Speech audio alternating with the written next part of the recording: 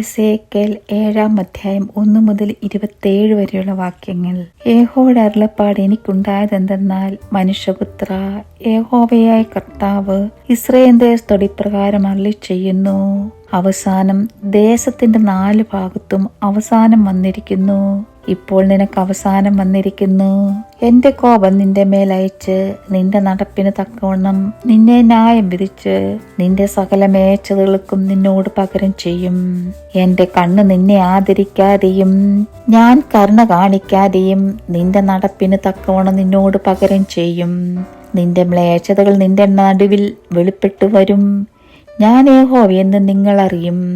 യഹോവയായ കർത്താവ് ഇപ്രകാരം അരുളിച്ചെയ്യുന്നു: ഒരനർത്ഥം ഇതാ വരുന്നു. അവസാനം വന്നിരിക്കുന്നു. അത് നിന്റെ നേരെ ഉണർന്നു വരുന്നു. ഇതാ അത് വരുന്നു. ദേശനിവാസിയെ, ആപത്ത് നിനക്ക് വന്നിരിക്കുന്നു. കാലമായി, നാളടുത്ത്. മലകളിൽ ആർപ്പുവിളി, സന്തോഷത്തിന്റെ ആർപ്പുവിളിയല്ല. ഇപ്പോൾ ഞാൻ വേഗത്തിൽ എന്റെ ക്രോധം നിന്റെ മേൽ പകർന്ന് എന്റെ കോപം നിന്നിൽ നിവർത്തിക്കും.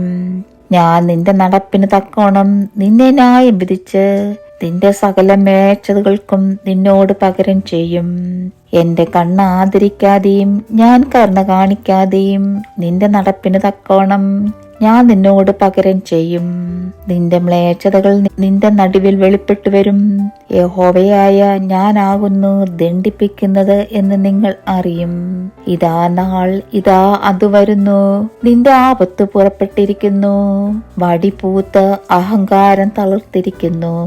സാഹസം ദുഷ്ടതയുടെ വടിയായിട്ട് വളർന്നിരിക്കുന്നു. അവരിലോ അവരുടെ കോലാഹലത്തിലോ അവരുടെ സമ്പത്തിലോ ഒന്നും ശേഷിക്കയില്ല. അവരെക്കുറിച്ച് വിലാപമുണ്ടാകുകയുമില്ല. കാലം വന്നിരിക്കുന്നു, നാളടുത്തിരിക്കുന്നു. അതിന്റെ സകല കോലാഹലത്തിന്മേലും ക്രോധം വന്നിരിക്കാൽ വാങ്ങുന്നവൻ സന്തോഷിക്കുകയും വിൽക്കുന്നവൻ ദുഃഖിക്കുകയും വേണ്ട. അവർ ജീവിച്ചിരുന്നാലും വിൽക്കുന്നവന് വിറ്റത് മടക്കി കിട്ടുകയില്ല. ദർശനം അതിന്റെ സകല കോലാഹലത്തെയും കുറിച്ചുള്ളതാകുന്നു. ആരും മടങ്ങി വരികയില്ല. അകൃത്യത്തിൽ ജീവിതം കഴിക്കുന്ന ഒരുത്തിന് ശക്തി പ്രാപിക്കയില്ല. അവർക്ക് ആഹളമൂടി സകലവും ഒരുക്കുന്നു. എന്നാൽ എന്റെ ക്രോധം അതിന്റെ സകല കോലാഹലത്തിന്മേലും വന്നിരിക്കാൽ ആരും യുദ്ധത്തിന് പോകുന്നില്ല. പുറത്തു വാൾ, അകത്തു മഹാമാരിയും ക്ഷാമവും.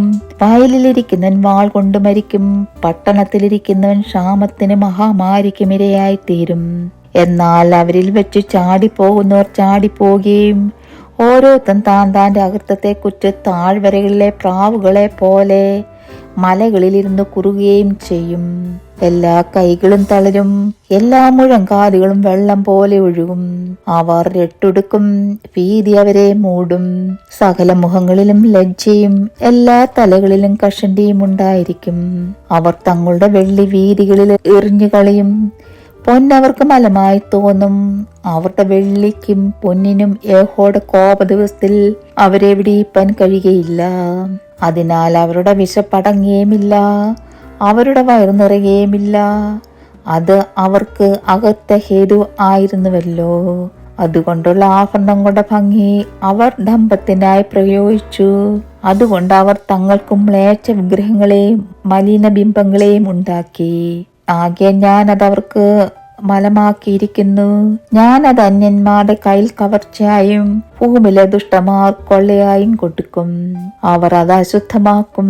ഞാൻ എന്റെ മുഖം അവരിൽ നിന്നും തിരിക്കും. അവർ എന്റെ വിധിയെ അശുദ്ധമാക്കും. കവർച്ചക്കാർ അതിനകത്ത് കടന്ന് അതിനെ അശുദ്ധമാക്കും. ദേശം രക്തപാതകം കൊണ്ടും നഗരം സാഹസം കൊണ്ടും നിറഞ്ഞിരിക്കാൽ നീ ഒരു ചങ്ങലയുണ്ടാക്കുക. ഞാൻ ജാതികളിൽ അതിദുഷ്ടന്മാരെ വരുത്തും. അവർ അവരുടെ വീടുകളെ കൈവശമാക്കും. ഞാൻ ബലവാന്മാരുടെ പ്രതാപം ഇല്ലാതെയാക്കും. അവരുടെ വിശുദ്ധ സ്ഥലങ്ങൾ അശുദ്ധമായി തീരും. നാശം വരുന്നു, അവർ സമാധാനം അന്വേഷിക്കും, എന്നാൽ അതില്ലാതെ ഇരിക്കും.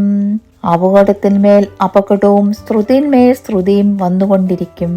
അവർ പ്രവാചകനോട് ദർശനം അന്വേഷിക്കും, എന്നാൽ പുരോഹിതന്റെ പക്കൽ നിന്ന് ഉപദേശവും മൂപ്പന്മാരുടെ പക്കൽ നിന്ന് ആലോചനയും പോയി പോകും. രാജാവ് ദുഃഖിക്കും, പ്രഭു സ്തംഭനം ധരിക്കും, ദേശത്തെ ജനത്തിന്റെ കൈകൾ വിറയ്ക്കും. ഞാൻ അവരുടെ നടപ്പിന് തക്കവണ്ണം അവരോട് പകരം ചെയ്യും. അവർക്ക് ന്യായമായതുപോലെ അവരെ വിധിക്കും. ഞാൻ യഹോവയെന്നവർ അറിയും. ദൈവമേ, സ്തുതി നിനക്ക് യോഗ്യമാവുന്നു. ബാറിക്കുമോ.